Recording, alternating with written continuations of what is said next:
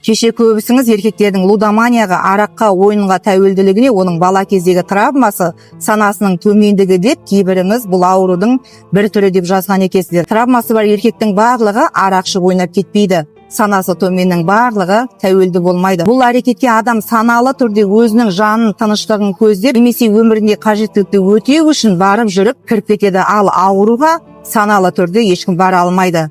Еркекке үйленгенше өзінің ортасы әсер ететін болса, үйленгеннен кейін оның күнделікті психологиясына әйел әсер етеді. Әйел ең бірінші үйге келіп жатқан ақшаны қайдан келіп жатқанын білу керек. Егер ол белгісіз жақтан келіп жатса, оны адал жолмен келуін талап ету керек. Немесе үйдегі жағдайдың жоқтығына сен сүмелексің деп күйеуін кінәлап, біреудің күйеулерімен салыстыра берсең, ондай жағдайда саналы еркектің өзі қашатын жерді іздейді. Әрине қоғамда саналы әйелдер жетерлік. Саналы әйел өзінің күйеуіне ешқашан сен санасызсың деп айтпайды. Керісінше осындай тығырықтан шығудың жолын іздеп қолдау көрсетеді.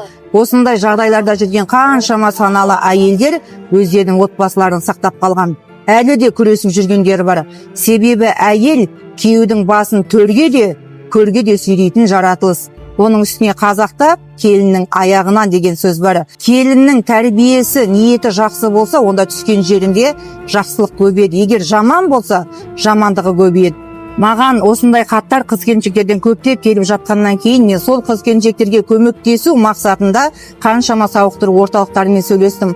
Барлығының сөйлесу барысында ұққаным, бұндай тәуелділікті ешқайсы түбімен емдемейді екен. Ең бірінші адамның өзіне, ниетіне және жақындарының қарым-қатынастарына байланысты екен. Және әрқайсының өздерінің тәуелділіктеріне қарай 6 айлық еміне 1 миллионнан артық ақша төлеу керек екен. Өздері қарызға батып жүрген адамдар ондай ақшаны қайдан алады? Сондықтан шындыққа тура қараңыздар. Қателеспейтін адам жоқ. Бастысы сол қателіктен шығудың жолын іздеген кезде ғана жақсы өмір болады. Өмір өз қолдарыңызда.